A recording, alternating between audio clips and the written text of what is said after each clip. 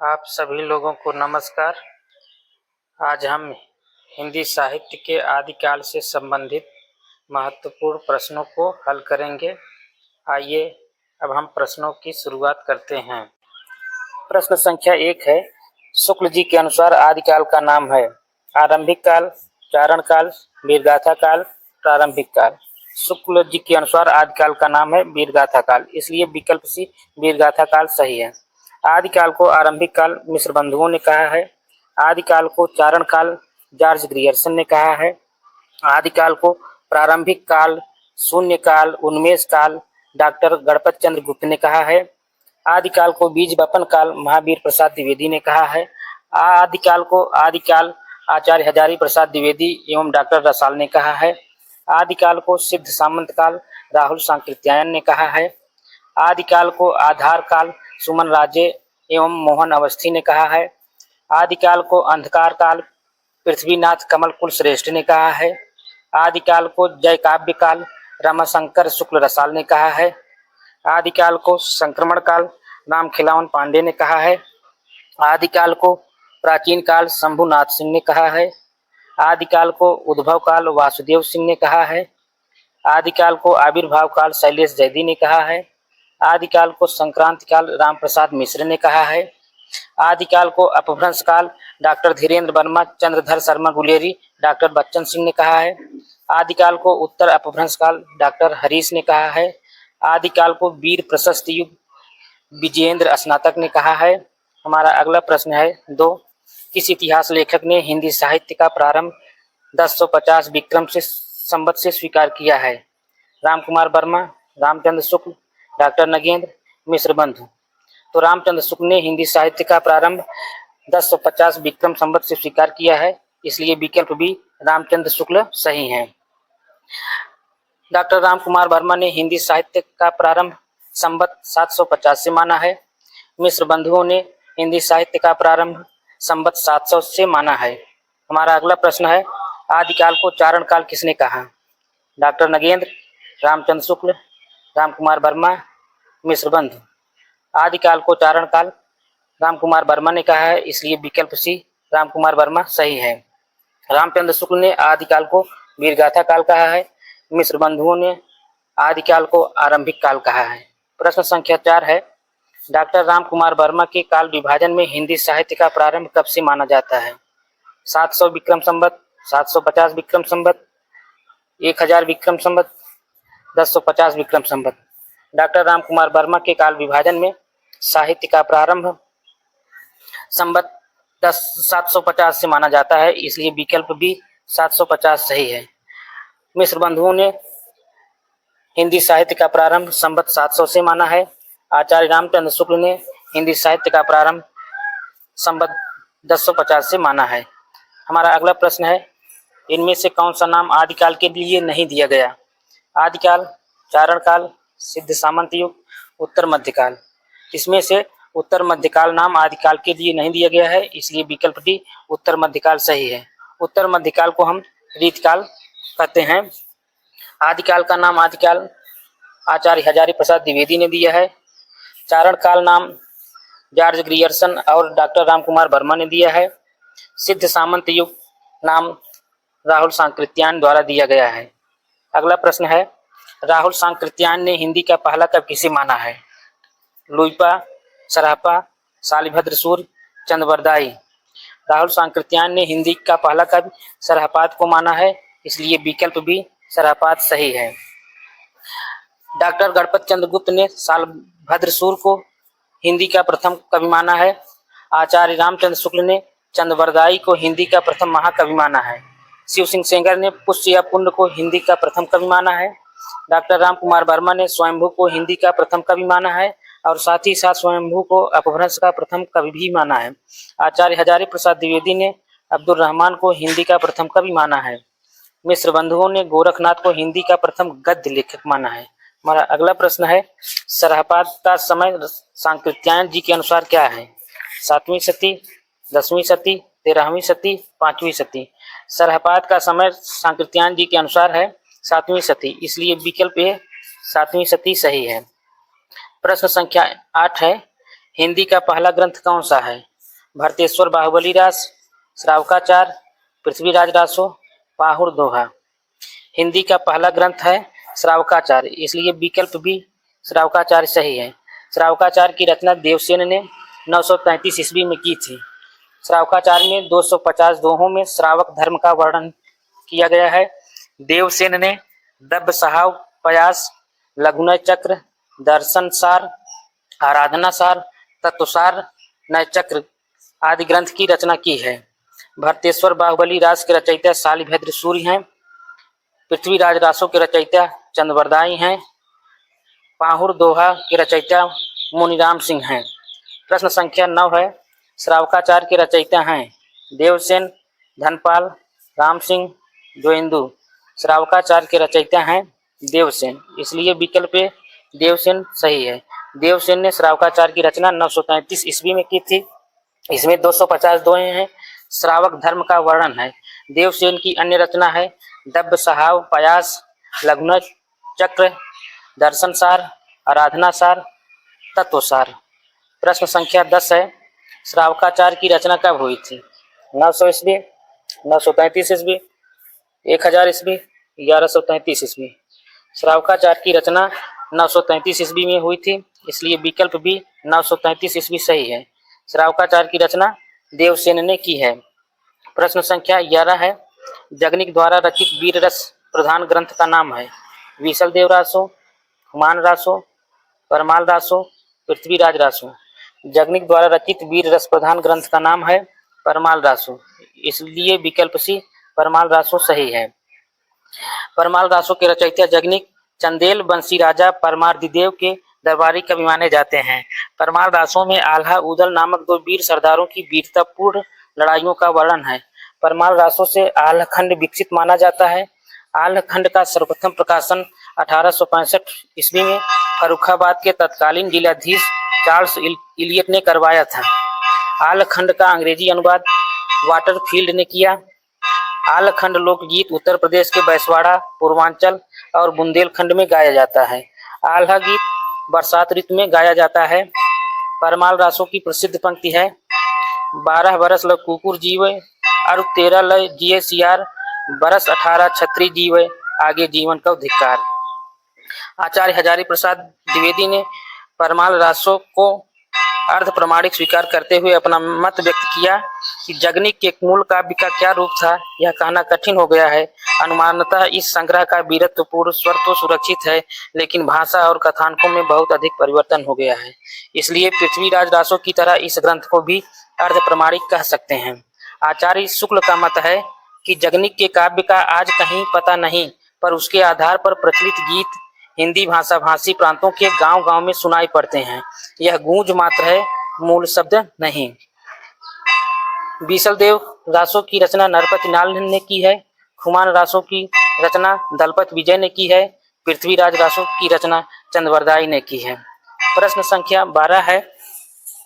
आल्हखंड किस रचना का लोकप्रिय नाम है? परमाल रासो, पृथ्वीराज रासो, खुमार रासो, हमीर रासो। आल्हखंड परमाल रासों का लोकप्रिय नाम है, इसलिए विकल्प ए परमाल रासो सही है। परमाल रासों के रचयिता जगनिक हैं। पृथ्वीराज रासों के रचयिता चंद्रवरदायी हैं। खुमार रासों के रचयिता दलपत विजय हैं।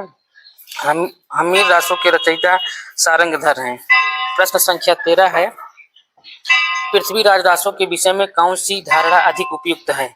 प्रामाणिक, अप्रामाणिक, अर्ध प्रमाणिक, जाली ग्रंथ। पृथ्वीराज रासों के विषय में अर्ध प्रामाणिक धारणा अधिक उपयुक्त है, इसलिए विकल्प सी अर्ध प्रामाणिक सही है। पृथ्वीराज रासों को प्रामाणिक मानने वाले विद्वान हैं मिश्रबंधु, कर्नल डाट, श्याम सुंदर दास, मोहनलाल विश्वलाल पांड्या। पृथ्वीराज रासों को अप्रामाणिक मानने वाले विद्वान हैं डॉक्टर वूलर, आचार्य रामचंद्र शुक्ल, देवी प्रसाद, गौरी शंकर, हीराचंद ओझा, कवि श्यामल दास, मुरारी दान, मोतीलाल मनेरिया ने भी पृथ्वीराज रासों को अप्रामाणिक माना है।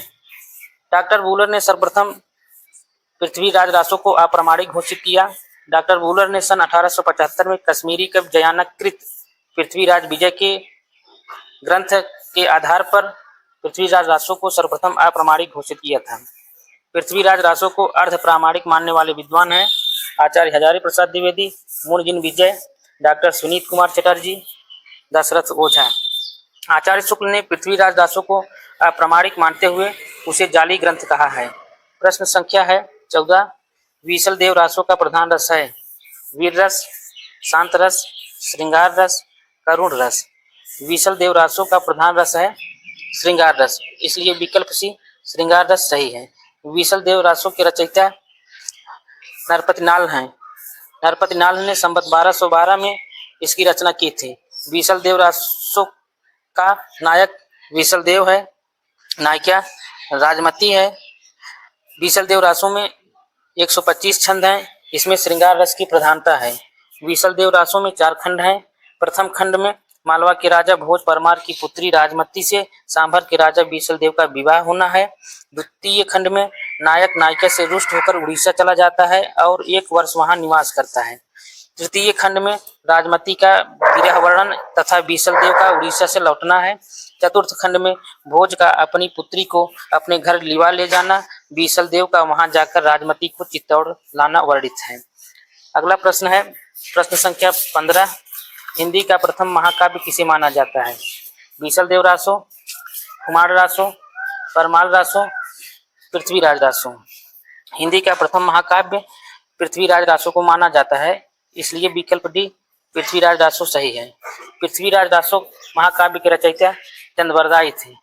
चंद्रवरदाई पृथ्वीराज के राज कवि ही नहीं, उनके सखा और सामंत भी थे। चंद्रवरदाई को छप्पर छंद का विशेषज्ञ माना जाता है। आचार्य रामचंद्र शुक्ल ने पृथ्वीराज रासो को हिंदी का प्रथम महाकाव्य और पृथ्वीराज रासो के रचयिता चंद्रवरदाई को हिंदी का प्रथम महाकाव्य माना है। पृथ्वीराज रासो का अध्यायीकरण समय में किया गया है। पृथ्वीराज रासो में 69 समय है और 68 प्रकार के छंदों का प्रयोग किया गया है। वीर रस एवं श्रृंगार रस की प्रधानता है। पृथ्वीराज रासो की भाषा डिंगल है। कयमास वर्ष पृथ्वीराज रासो का प्रमुख समय है। पद्मावती समय पृथ्वीराज रासो महाकाव्य का एक प्रमुख समय है। कनउज समय में पृथ्वीराज और जयचंद के युद्ध का वर्णन मिलता है। पृथ्वीराज रासो में मुख्यतः कवित्त, छप्पर, दूहा, तोमर, त्रोटक, गाहा और आर्या छंद की प्रचुरता है। आचार्य हजारी प्रसाद द्विवेदी ने पृथ्वीराज रासो को सुख सुखी संवाद के रूप में रचित माना है। डॉक्टर बच्चन सिंह ने पृथ्वीराज रासो को राजनीति की महाकाव्यात्मक त्रासदी कहा है। मिश्र बंधुओं ने लिखा है, हिंदी का वास्तविक प्रथम महाकाव्य चंद्रवरदाई को ही कहा जा सकता है। शिव सिंह सेंगर ने पृथ्वीराज रासो को छंदों का अजायब घर कहा है। शुक्ल जी ने पृथ्वीराज रासो को जाली ग्रंथ कहा है। पृथ्वीराज रासो को चंद्रवरदाई के पुत्र जल्हड़ ने पूरा किया है। पुस्तक जल्हड़ हथ तय चरि गज्जन रिपकाज। कहा जाता है कि चंद्रवरदाई और पृथ्वीराज का जन्म एक ही दिन हुआ था और दोनों ने एक ही दिन यह संसार छोड़ा था। पृथ्वीराज रासो की प्रामाणिकता अप्रामाणिकता में विद्वानों के बीच मतभेद है। पृथ्वीराज रासो को प्रामाणिक मानने वाले विद्वान हैं मिश्रबंधु, कर्नल टाड, श्याम सुंदर दास, मोहनलाल बिशुलाल पंड्या। पृथ्वीराज रासो को अर्ध प्रामाणिक मानने वाले विद्वान हैं आचार्य हजारी प्रसाद द्विवेदी, मुनजिन विजय, डॉक्टर सुनीत कुमार चटर्जी, दशरथ ओझा। पृथ्वीराज रासो को अप्रामाणिक मानने वाले विद्वान सर्वप्रथम डॉक्टर बुलर ने पृथ्वीराज रासो को अप्रामाणिक घोषित किया। उन्होंने कश्मीरी कवि जयानक कृत पृथ्वीराज विजय के आधार पर सन 1875 में पृथ्वीराज रासो को अप्रामाणिक घोषित किया था। आचार्य रामचंद्र शुक्ल, देवी प्रसाद, गौरी शंकर, हीराचंद ओझा, कवि श्यामल दास और मुरारी दान ने भी पृथ्वीराज रासो को अप्रामाणिक माना है।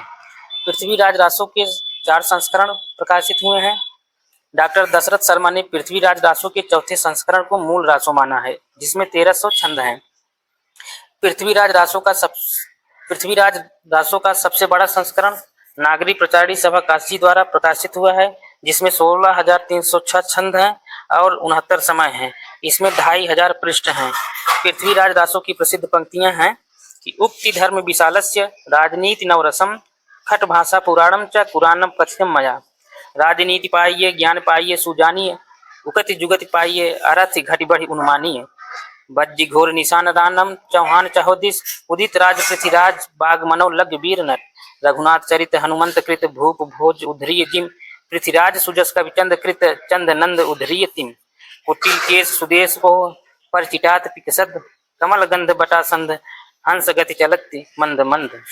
हमारा अगला प्रश्न है पृथ्वीराज रासों के बृहद रूपांतर में कुल कितने सर्ग हैं? 30, 36, 47, 69। पृथ्वीराज रासों के बृहद रूपांतर में कुल 69 समय है, इसलिए विकल्प डी 69 सही है। हमारा अगला प्रश्न है रासो शब्द की व्युत्पत्ति के संबंध में सर्वाधिक उपयुक्त मत कौन सा है? रासों की व्युत्पत्ति रसायन से हुई, रासों की व्युत्पत्ति रास से हुई, रासों की व्युत्पत्ति रासक से हुई, इनमें से कोई नहीं।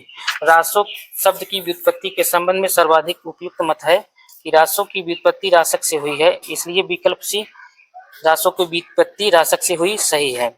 आचार्य रामचंद्र शुक्ल ने रासों की व्युत्पत्ति रसायन से माना है। नंद दुलारे वाजपेयी ने रासों की व्युत्पत्ति रास शब्द से माना है। आचार्य हजारी प्रसाद द्विवेदी, नरोत्तम स्वामी, दशरथ शर्मा, माता प्रसाद गुप्त, गणपत चंद्र गुप्त ने रासो शब्द की व्युत्पत्ति रासक से मानी है। गारसा दत्तासी ने रासो शब्द की व्युत्पत्ति राजसूय से मानी है। हरप्रसाद शास्त्री ने रासो शब्द की व्युत्पत्ति राजयश से मानी है। कविराज श्यामल दास, काशी प्रसाद जायसवाल ने रासो शब्द की व्युत्पत्ति रहस्य से मानी है। रामस्वरूप चतुर्वेदी ने रासो शब्द की व्युत्पत्ति राउस से मानी है। हमारा अगला प्रश्न है कि आदिकाल में मनोरंजक साहित्य की रचना किसने की? चंद्रबरदाई, विद्यापति, अमीर खुसरो, गोरखनाथ। आदिकाल में मनोरंजक साहित्य की रचना अमीर खुसरो ने की थी, इसलिए विकल्प सी अमीर खुसरो सही है। अमीर खुसरो का वास्तविक नाम अब्दुल हसन यामुनुद्दीन खुसरो था। इनका जन्म 1253 ईस्वी में उत्तर प्रदेश के एटा जिले के पटियाली गांव में हुआ था। इनके पिता का नाम सैफुद्दीन महमूद, माता का नाम हजरत बीबी दौलत नाज था। अमीर खुसरो को तूतिए हिंद या हिंद का तोता नाम से भी जाना जाता है। अमीर खुसरो मूलतः फारसी भाषा के कवि थे। अमीर खुसरो के गुरु का नाम हजरत निजामुद्दीन औलिया था। हजरत निजामुद्दीन औलिया ने खुसरो को तुर्कल्लाह की उपाधि प्रदान की थी। अमीर खुसरो ने अपना सारा जीवन राज्याश्रय में ही बिताया। अमीर खुसरो की मृत्यु 1325 ईस्वी में हुई थी। डॉक्टर राम कुमार वर्मा ने इन्हें अवधी भाषा का प्रथम कवि माना है। अमीर खुसरो की रचनाएं हैं खालिक बारी। खालिक बारी यह एक शब्दकोश है। पहेलियां, मुकरियां, दो सखुने, गजल। पहेलियां और मुकरियों में उक्ति वैचित्र्य की प्रधानता है। अमीर खुसरो को खड़ी बोली का प्रथम कवि माना जाता है। हमारा अगला प्रश्न है कि गोरखवाणी के संपादक कौन हैं? माता प्रसाद गुप्त, वासुदेव शरण अग्रवाल, श्याम सुंदर दास, पीताम्बर दत्त बड़कथवाल। गोरखवाणी के संपादक हैं पीताम्बर दत्त बड़कथवाल, इसलिए विकल्प डी पीताम्बर दत्त बड़कथवाल सही है। डॉक्टर पीताम्बर दत्त बड़कथवाल ने गोरखवाणी नाम से गोरखनाथ की रचनाओं का संपादन किया है। डॉक्टर पीताम्बर दत्त बड़कथवाल ने गोरखनाथ द्वारा रचित ग्रंथों की संख्या 14 मानी है, जो इस प्रकार है: सबदी, पद, प्राण संकली, शिष्यादर्शन, नरवय बोध, अभय मात्रा, आसम बोध, 15 तिथि, सप्तवार, मछिंद्र गोरख बोध, रोमावली, ज्ञान तिलक, ज्ञान चौतीसा, पंचमात्रा। राहुल सांकृत्यायन ने गोरखनाथ का समय 845 ईस्वी माना है। आचार्य हजारी प्रसाद द्विवेदी ने गोरखनाथ का समय 9वीं शताब्दी माना है। डॉक्टर पीताम्बर दत्त बड़कथवाल ने गोरखनाथ का समय 11वीं शताब्दी माना है। आचार्य रामचंद्र शुक्ल और डॉक्टर राम कुमार वर्मा ने गोरखनाथ का समय 13वीं शताब्दी माना है। आचार्य हजारी प्रसाद द्विवेदी ने गोरखनाथ की रचनाओं की संख्या 28 मानी है। गोरखनाथ के गुरु का नाम मत्स्येंद्र नाथ था। गोरखनाथ ने अपने मत का प्रचार राजपूताने और पंजाब में किया। मिश्र बंधुओं ने गोरखनाथ को हिंदी का प्रथम गद्य लेखक माना है। हमारा अगला प्रश्न है, इनमें से कौन सा कथन सही है? अधिकांश रासो काव्य प्रामाणिक हैं, अधिकांश रासो काव्य अप्रामाणिक हैं, बीसल देव रासो वीररस प्रधान ग्रंथ है, पृथ्वीराज रासो में वीररस की प्रधानता है। इसमें कथन सही है, पृथ्वीराज रासो में वीररस की प्रधानता है, इसलिए विकल्प डी सही है। हमारा अगला प्रश्न है प्रश्न संख्या 21, सिद्धों की संख्या कितनी बताई गई है? 9, 12, 84, 63। सिद्धों की संख्या 84 बताई गई है, इसलिए विकल्प सी 84 सही है।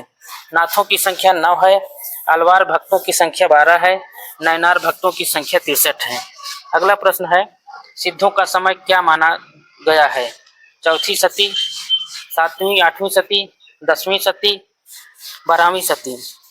सिद्धों का समय सातवीं आठवीं सती माना गया है, इसलिए विकल्प बी सातवीं आठवीं सती सही है।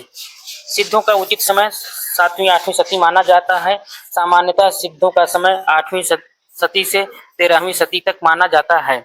हमारा अगला प्रश्न है, नारी निंदा किस संप्रदाय में मिलती है? नाथ संप्रदाय, सिद्ध संप्रदाय, जैन संप्रदाय, किसी में नहीं। तो नारी निंदा नाथ संप्रदाय में मिलती है, इसलिए विकल्प ये नाथ संप्रदाय सही है। हमारा अगला प्रश्न है प्रश्न संख्या 24, इनमें से नाथ संप्रदाय में क्या नहीं है? गुरु महिमा, इंद्रिय निग्रह, नारी निंदा, गृहस्थों का आदर। इनमें से नाथ संप्रदाय में नहीं है, वह है गृहस्थों का आदर। नाथ संप्रदाय में गृहस्थों का आदर नहीं बल्कि अनादर किया गया है। हमारा अगला प्रश्न है, वर्ण रत्नाकर के रचयिता हैं जगन्नाथ दास रत्नाकर, विद्यापति, ज्योतिरीश्वर ठाकुर, स्वयंभू। वर्ण रत्नाकर के रचयिता हैं ज्योतिरीश्वर ठाकुर, इसलिए विकल्प सी ज्योतिरीश्वर ठाकुर सही है। ज्योतिरीश्वर ठाकुर ने वर्ण रत्नाकर की रचना 14वीं शताब्दी में की थी। हमारा अगला प्रश्न है, अपभ्रंश एवं राजस्थानी भाषा के योग से बनी भाषा को क्या कहते हैं? डिंगल, अवहट, पिंगल, देश भाषा। अपभ्रंश एवं राजस्थानी भाषा के योग से बनी भाषा को डिंगल कहते हैं, इसलिए विकल्प डिंगल सही है। हमारा अगला प्रश्न है कि ब्रज भाषा मिश्रित अपभ्रंश का क्या नाम है? डिंगल, पिंगल, अवहत, सौरसेनी। ब्रज भाषा मिश्रित अपभ्रंश का नाम है पिंगल, इसलिए विकल्प भी पिंगल सही है। हमारा अगला प्रश्न है प्रश्न संख्या 28, इनमें से कौन सा ग्रंथ आदिकाल का नहीं है? प्राकृत पैंगलम, खुसरो की पहेलियां, विद्यापति पदावली, पद्मावत। इसमें पद्मावत आदिकाल का नहीं है, यह भक्ति काल का है, इसलिए विकल्प डी पद्मावत सही है। पद्मावत को मलिक मोहम्मद जायसी ने लिखा है। पद्मावत एक महाकाव्य है जो अवधी भाषा में लिखा गया है।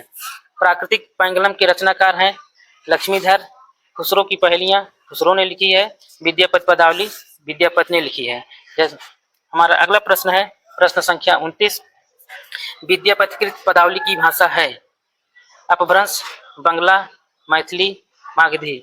विद्यापति पदावली की भाषा है मैथिली, इसलिए विकल्प सी मैथिली सही है। हमारा अगला प्रश्न है प्रश्न संख्या 30, आदिकाल में खड़ी बोली का प्रयोग किस कवि ने किया? अमीर खुसरो, विद्यापति, स्वयंभू, चंद्रबरदाई। आदिकाल में खड़ी बोली का प्रयोग अमीर खुसरो ने किया, इसलिए विकल्प अमीर खुसरो सही है। हमारा अगला प्रश्न है, जैन धर्म से किस कवि का संबंध नहीं है? स्वयंभू, धनपाल, जोइंदू, विद्यापति। तो जैन धर्म से किस कवि का संबंध नहीं है? वह है विकल्प डी विद्यापति। विद्यापति शैव थे, स्वयंभू, धनपाल, जोइंदू के जैन धर्म से संबंधित थे, विद्यापति शैव धर्म से संबंधित। हमारा अगला प्रश्न है, खालिक बारी के रचयिता कौन थे? अब्दुल रहमान, रहीम, खुसरो, रसखान। खालिक बारी के रचयिता हैं खुसरो, इसलिए विकल्प सी खुसरो सही है। अमीर खुसरो ने खालिक बारी की रचना की थी। खालिक बारी एक शब्दकोश है। हमारा अगला प्रश्न है प्रश्न संख्या 33, भविष्यत कहा के रचनाकार का नाम बताइए? धनपाल, स्वयंभू, खुसरो, जोइंदू। भविष्यत कहा के रचनाकार हैं धनपाल, इसलिए विकल्प ए धनपाल सही है। हमारा अगला प्रश्न है, खड़ी बोली हिंदी में रचना करने वाला पहला कवि कौन था?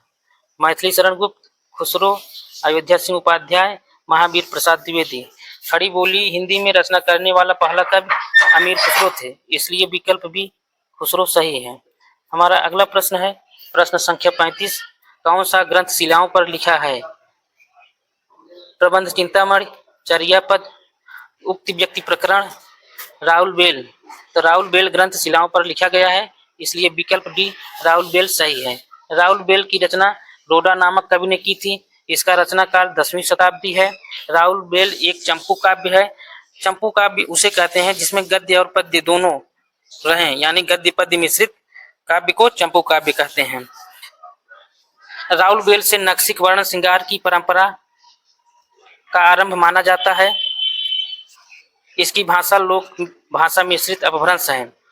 प्रबंध चिंतामणि के रचयिता जैनाचार्य मेरुतंग थे। चर्यापद के रचयिता सबरपा थे।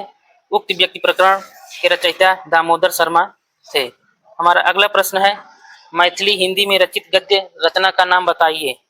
वर्ण रत्नाकर, राहुल बेल प्राकृत पैंगलम पदावली मैथिली हिंदी में रचित गद्य रचना है वर्ण रत्नाकर, इसलिए विकल्प ए वर्ण रत्नाकर सही है।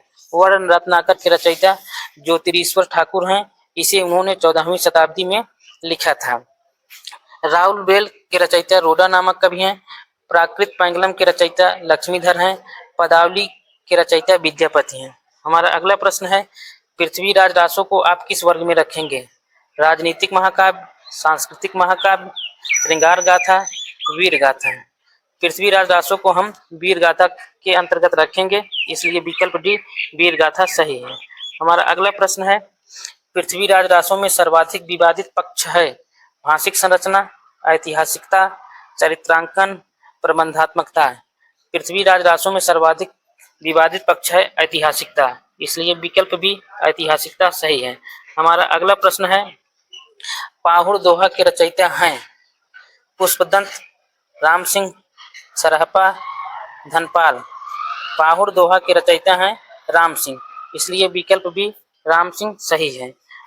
मुनि राम सिंह जैन साहित्य में सर्वश्रेष्ठ रहस्यवादी कवि कहे जाते हैं। हमारा अगला प्रश्न है, प्रश्न संख्या 40, इनमें से किस रासों में श्रृंगार रस की प्रधानता है? पृथ्वीराज रासो, परमाल रासो, विसल देव रासो, हमीर रासो। तो विसल देव रासो में श्रृंगार रस की प्रधानता है, इसलिए विकल्प सी विसल देव रासो सही है। पृथ्वीराज रासो के रचयिता चंद्रवरदाई हैं। परमाल रासो के रचयिता जगनिक हैं। हमीर रासो के रचयिता सारंगधर हैं। अगला प्रश्न है, राहुल सांकृत्यायन द्वारा संपादित दोहा कोश में किस कवि की रचनाएं संपादित की गई हैं? सरहपाद, लुइपा, गोरखनाथ, जालंधर नाथ। राहुल सांकृत्यायन द्वारा संपादित दोहा कोश में सरहपाद कवि की रचनाएं संपादित की गई हैं, इसलिए विकल्प ए सरहपाद सही है।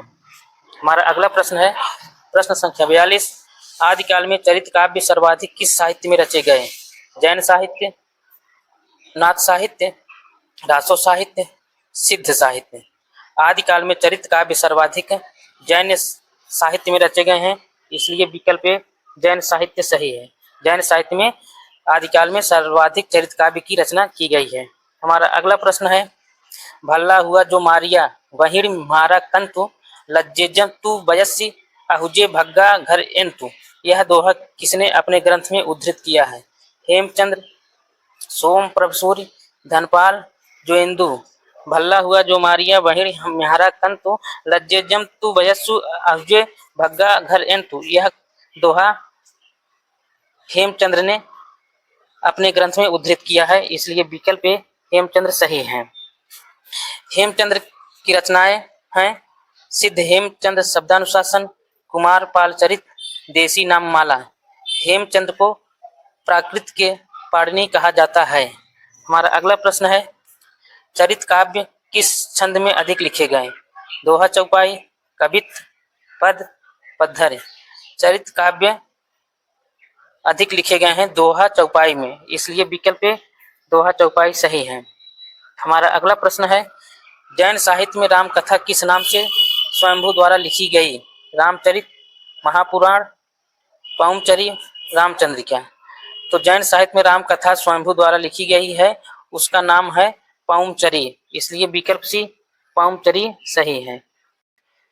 आदिकाल से संबंधित महत्वपूर्ण प्रश्नों की हल सहित व्याख्या सुनने के लिए आप सभी का बहुत बहुत धन्यवाद। यदि आपको यह अच्छा एवं उपयोगी लगा हो तो कृपया चैनल को लाइक, सब्सक्राइब एवं शेयर करें। धन्यवाद।